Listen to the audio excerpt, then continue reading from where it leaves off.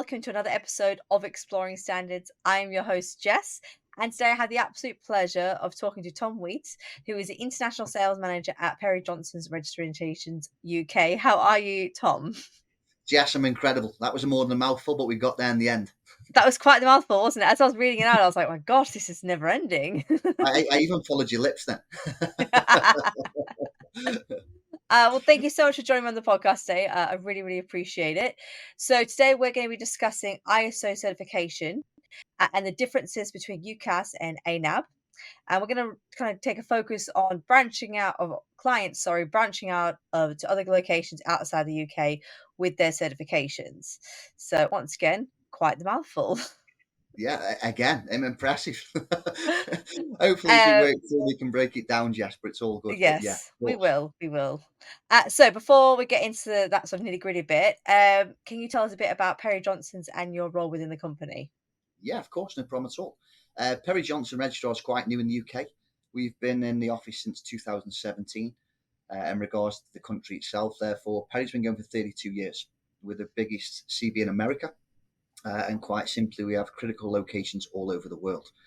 There's not many locations we don't actually operate in, only two to name a few. But yeah, it's a well-established company.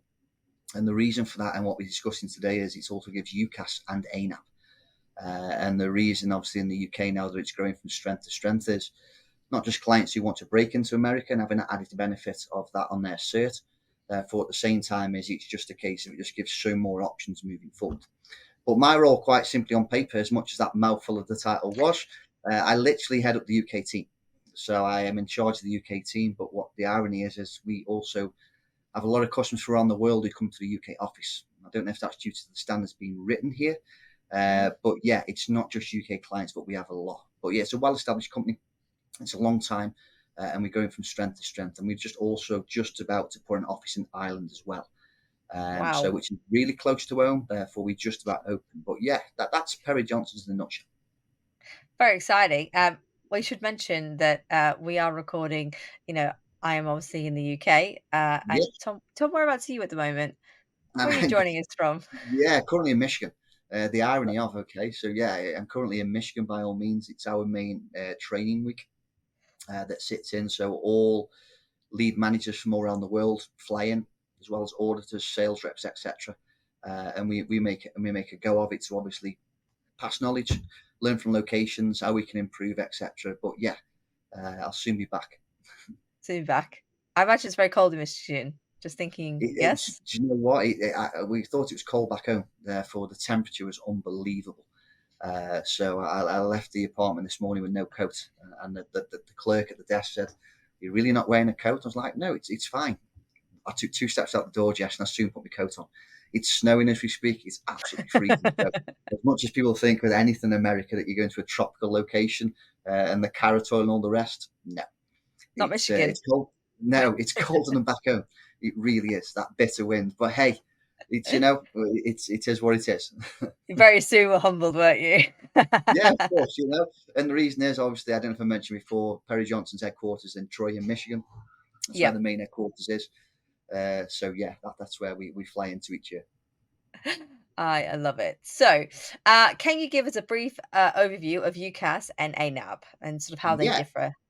Yeah, it's really simple. I'm sure it might be insulting for some people who've obviously involved in our set to know about this. For them who don't know, it's really key that UKAS. What does it stand for? It's basically the United Kingdom Accreditation Service, and every country in essence has got their own standard.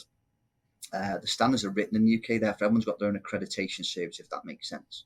So the easy way to describe this to people who are unaware with our sector is the UK reflects the UK market, and obviously the ANAB then reflects the American market.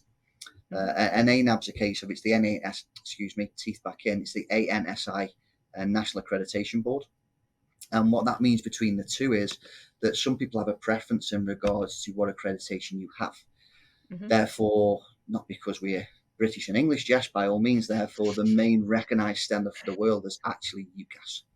It's the most, not credible, I don't really want to say that, it's just the most recognised. A lot of people implement ISO, we know, for a number of reasons. Most is to improve their own systems and robust management systems. But also, to be fair, a lot of people do it for tender. And with regards to tender, the tender sometimes stipulates what accreditation you need.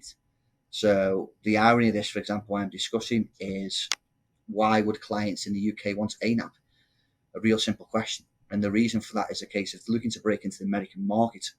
Most people in America, even though they recognise the UKAS accreditation, they want the ANAB accreditation. And we won't talk about politics, Jess, because that's not about this. And therefore, that's what it reflects. And it's just not UKAS and ANAB. For example, PJR's got Mexican accreditation, they've got Japanese, they've got Italian. So accreditations basically reflects on what country of what it is. So the advantage really at home, and the reason where we excel at times in the UK market, to excel customers' experience is a case of is that we also give UKAS and ANAB on the same cert for the same price. Okay. So a common question sometimes, Jess, does it cost more, etc.? Does it add more days? No. It's just a case of have a luxury of being an American-based company, but also operating in the UK, that we get them additional accreditations. So really brief to bring that back round. The UKAS obviously reflects the UK market, and the ANAB abbreviation is basically the American market that sits in there. So it's completely by choice what you go to, but I think what we all recognise and understand, and there'll be many debates, that UKAS is the most credible. Therefore, ANAB is very closely behind in regards to the size of market and shares. Fantastic. That was very, very in-depth. I like that. I think you're right in saying that Americans wasn't they recognize in the ANAB, I can understand that. But then Yeah, you guys behind to giving a bit of both really opens up those doors for agreed. I think what's American. what's key for us is basically giving the customer as much value as we can. Mm-hmm. And we've had many customers who've joined PGR certification having no intention of using the ANAB. And then when we come back to the surveillance and revisit the organisation a year later, the change is massive. And they're saying, thank you for giving us opportunity that we didn't know we have. So some people might sit here and go, okay, then we don't need ANAB. Therefore, hey, never close the door, right, Jess? It's No, about absolutely not. it opens something up for customers that maybe they don't think they need at the moment, etc. But we get real good feedback. Because as I stressed before, it's no extra work. That's another thing. Do you have to write certain things in different procedures that's different? No. It's just basically the accreditations, which I'm sure we'll talk about the IAF eventually, which is the underlying body that sits with this. But yeah, it's just accreditation. It's not changing documentation. Wonderful. Well, considering you have mentioned the IAF, can you tell us what is their role? Yeah, the IAF is basically the headmaster and headmistress as such. The IAF is basically the International Accreditation Forum. And what that means is it's a worldwide association of accreditation bodies and other bodies that are interested in conformity of assessment. So, as you mentioned before, PGR are accredited to 6 different accreditations. Therefore, the IAF, which again, the International Accreditation Forum, they are literally the ringleaders of this, if that makes sense. So, what they ensure is fairness, equality across all different countries and regions. Because every country, including when we talk about Ireland briefly, where we're opening a new office, which is around the corner at the minute, they have IANAB, which is the Irish National Accreditation Board that sits in there. So everyone's sort of got their own accreditation in each country. Therefore, the role of the IAFF is to bring everyone together to ensure everyone's singing off the same sheet, everyone's going off the same clause standards within it, etc. So they're the umbrella. If we sit that, and all the bodies that sit underneath, the national bodies that sit under, all have their own accreditation board, if that makes sense. Yeah, it does, absolutely. So do UK companies need to recertify to use certification in the US, or can they use a UKAS certificate? How does that work? I know you kind of briefly touched on that, but if we go into a bit more detail, that'd be great. Yeah, I mean, there's 2 scenarios here. There's one scenario whereby we get a new client, and with the new client, a case of is there the options always available at PGR. So anyone who comes to use us, the UKAS and ANAB is always there. We do the majority of standards as most, which is in the UK 9, 14, 45, 27, 50, etc. So we apply that to both by all means that sits in there. Therefore, if we roll the reverse of someone who's transferring in, so let's talk about a client now whereby that's got UKAS certification but wanted to transfer into PGR. I don't know if we talk much about transfer, but the transfer process is really simple. Obviously, that's all governed by UKAS the way we do that. But to really give an answer as a case of is to get the ANAB cert on top of that, we just pick the schedule back up. There's no need to be certified. There's no need to say. So, for example, if a customer come to us now and transferred in, we'd get a copy of the certs, all the last audit reports, ensure there's no non-conformances outlined. We get any customer complaints, any bodies, anything that's outstanding, then we do something called a back-end transfer. And the back-end transfer is done by an auditor. It would be an auditor on the ground normally, and they would just cross-reference all the information that's available. What would happen then if there was an increase in employee count, etc., or locations? We would just pick the audit schedule back up, Jess, if that makes sense. Yeah, So that's yeah. the question: do UK companies need to be certified due to certificate in the US? Not at all. It's just a case of we just pick the schedule back up. So for new customers at PGR, you get both stamps from the off. If it's someone who wanted to break into the American market and transfer a CB in the UK to us, we just do that review, replace the certificates, replace the logos for the site, and we just pick it back up. And the minute we pick it back up, they instantly get that ANAB cert. Oh, that's fantastic. That's really good to know for our clients who, are looking to break into that Yeah, US market. Super easy. it's totally. And PGR originally called Spotlight, and Spotlight is we've got a respectable amount of customers worldwide at PGR. And Spotlight is anyone who transfers across from the UK. We obviously do a full page on that client of what they do, why they've come across, what value they can add, and we share that with all our customers. So we also have an internal network whereby we promote every company that we bring in to share with others. So it's been really good, successful, and feedback that we get back. That's fantastic. Thank you so much. So finally, coming to the end of this podcast today, what advice would you give to UK clients wanting to branch into the US?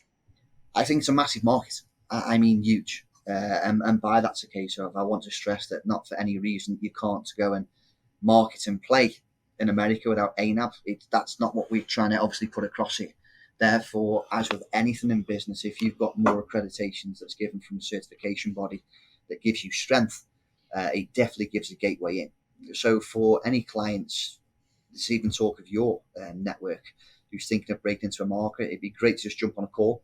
We can explain regards to, we've done really briefly here today in more depth of how we're doing that. Therefore, it's a massive market. And the majority of customers who come to us in the UK, I can't stress enough, come with no intention of going into America. Therefore, it just opens up gateways because, as we mentioned before, Spotlight is really powerful. It promotes UK companies from any sector into the American market.